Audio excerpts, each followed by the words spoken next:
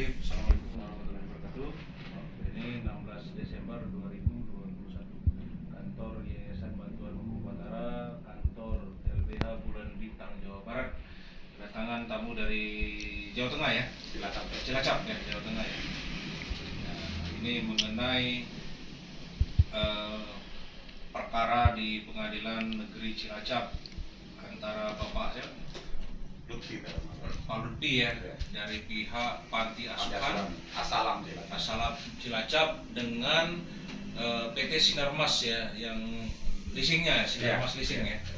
Nah, ini ada perkara kendaraan roda 4 yang ditarik di rumah. Jadi awalnya Bapak di Panti Asuhan apa di rumah? Di Panti Asuhan. Bapak kan punya mobil ya? Iya. Udah lunas kan, udah ada BPKB-nya ya. Nah sudah itu disekolahkan lagi. Iya. Ke Sinarmas. Betul. Nah, biar pintar, ternyata sangat pintar ini.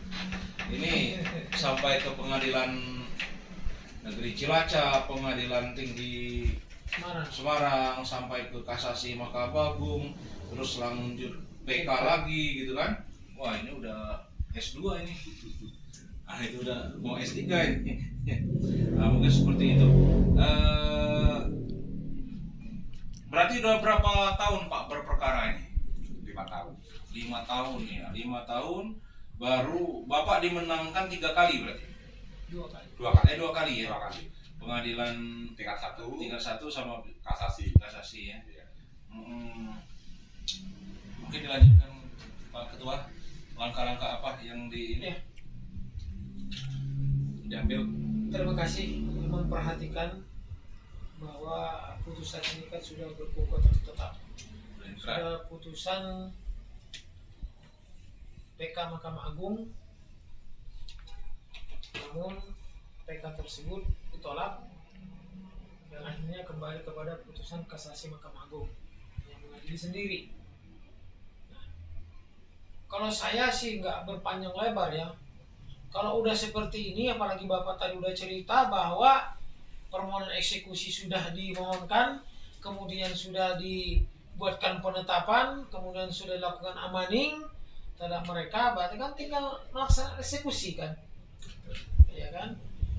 Kalau saya meminta kepada aparat penegak hukum, wabil khusus Mahkamah Agung, pengawasan Mahkamah Agung di sini harus benar-benar bertindak tegas kepada pihak pengadilan yang belum mau melaksanakan eksekusi dari permohonan Bapak.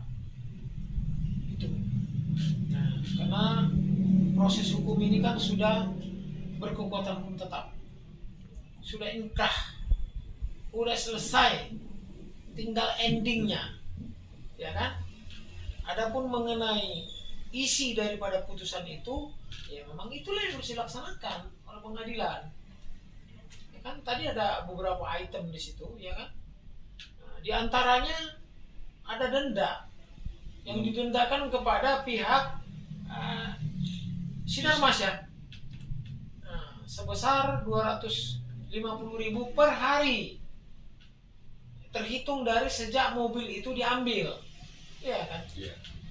Seharusnya ya mereka harus tunduk juga terhadap putusan itu, ya kan? Kemudian pengembalian mobil, di situ juga kan bapak-bapak dihukum juga untuk mengembalikan atau membayar yang tepat, membayar uang dari kekurangan angsuran itu, ya kan? Nah itu sudah jelas itu semua, tinggal kalau mau hitung-hitungan, ya hitung-hitungan lah, ya kan, hitung-hitungan yang logis secara hukum, ya kan, ketertunggakan sekian, kemudian kalau dihitung dari sekitar 250.000 per hari selama 4-5 tahun, itu kan duitnya sudah 300 sekian juta sudah kan, tinggal kita hitung. Nah ini kenapa terjadi seperti ini? Ini akibat dari mereka itu melakukan pengambilan mobil. Yang seharusnya mereka nggak lakukan itu itu pelanggaran hukum, perbuatan melawan hukum. Ini wajib. Dari sebab akibat dari itu ya seorang yang namanya apa namanya itu mereka itu leasing ya. Iya, leasing. Leasing ya kan wajib lah mereka kembalikan tuh haknya itu, memulihkan segala kerugian-kerugian yang ada. Kalau Sudah kita sih, disalahkan gitu kan? ya, kalau saya sih ini aja. Intinya karena ini endingnya adalah eksekusi, kalau belum dilaksanakan eksekusi, bikin lagi surat. Surat ditujukan kepada Ketua Pengadilan Negeri Cilacap untuk melaksanakan eksekusi sebagaimana isi daripada putusan kasasi Mahkamah Agung. Itu aja. Dengan tembusan ya. Dengan tembusan ke pengawasan Mahkamah Agung, Ketua Mahkamah Agung, itu ada perdata Mahkamah Agung. Tembusin aja supaya ada pengawasan. Ya kan, eksekusi itu kalau udah seperti itu, apalagi udah dibayar semua administrasi. Sudah dibayar kan? Sudah. Harus dibayar, harus dilaksanakan oleh pengadilan. Nggak boleh itu. Janganlah tajam ke bawah, tumpul ke atas. Nggak bisa. Ini kan Kalau buat kami punya operasi slogan ya. tuh, tegakkan keadilan dan kepastian hukum walaupun bumi runtuh. Oh, wajib kita laksanakan tuh. Nggak bisa, nggak boleh tuh. Ini hak. Ya kadang-kadang ya, kalau tanah sih boleh lah orang minta banyak apa-apa kan wajar kan, harus siapin bulldozer ini, merobohkan ini segala macam, boleh lah. Tapi kalau cuma satu unit mobil yang pulang, apa yang apalagi punya yayasan, punya anak yatim ini, Anak yatim. ya kan, transportasi mereka. Bapak sekolahkan lagi kemarin itu kan untuk kepentingan yatim kan? Iya betul. Itu daripada malingnya, itu kan sudah jelas. Ya kalau saya, permohonan saya setelah dibuat surat itu, mohon kepada Ketua Pengadilan Negeri Cilacap, ya laksanakan hak eksekusi ini. Penegak hukum itu kan dalam undang-undang advokat itu cuma 4 orang kok, 4 institusi, ya kan? Pihak kepolisian, pihak kejaksaan, pihak kehakiman, terakhir advokat. Itu nggak bisa ditawar-tawar itu. Mari sama-sama kita tegakkan hukum yang benar.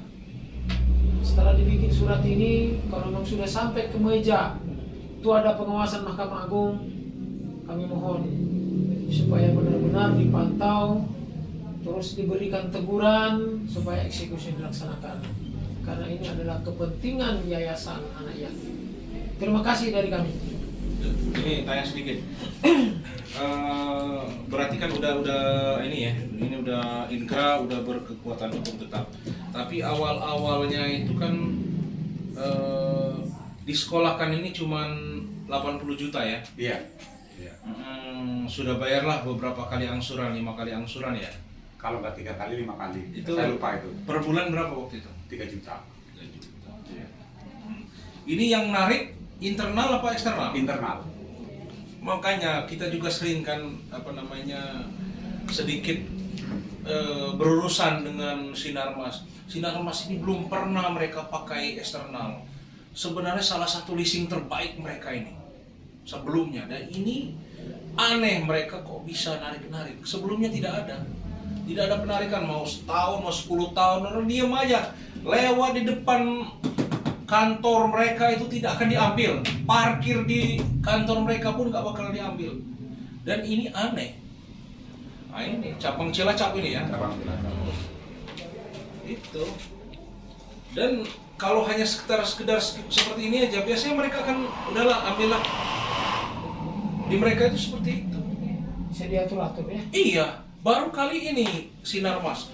Biasanya yang model-model lain kayak kemarin kan, wah mau BCA, apalagi itu model andalan atau apa, wah ribut-ribut dulu. Kalau ini baru kali ini, unik ini. Ini yang perlu dimediakan itu yang kayak gitu. Mereka biasanya jaga trust klien, pelanggan gitu. Ya kan tidak tahu yang punya siapa ini kan. Iya.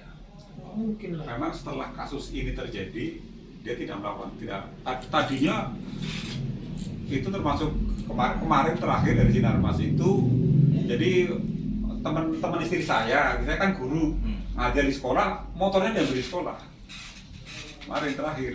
Hebat juga itu. Biasanya tidak pernah kalau daerah Jabodetabek ini Sinarmas itu leasing terbaik lah. Pada saat kita mengadu ke polisi karena mobilnya ditarik, polisi malah yang dibela Sinarmas, bukan kita. Kita malah ngapain, udahlah orang itu nggak usah diurusin sama polisi lagi, sama penyidik. Jadi diabaikan. Saya sampai ribut sama polisi. Polisi tugasnya kan mengambil masyarakat. Kita masyarakat kecil, alhamdulillah seperti itu. Kenapa? Miris ya. Iya. Penegak hukum. Jadi yang dipanggil waktu itu saya, adik saya, sama ibu saya. Dan suruh naik kuda lah. Artinya suruh mengikhlaskan aja mobil itu ditarik sama Sinarmas. Sedangkan ini mobil panti asuhan gitu ya, buat ngantar-ngantar anak sekolah. Iya. Itu unitnya Avanza Pak ya? Avanza. Tahun 2014 ya? 14 15 ya? 13 14 gitu loh. Baik, itu ada tambahan? Udah cukup. Pak? Cukup. Baiklah, terima kasih banyak. Semoga ada jalan terbaik untuk kasus ini. Terima kasih. Wabillahi taufiq wal hidayah. Wassalamualaikum warahmatullahi wabarakatuh. Waalaikumsalam.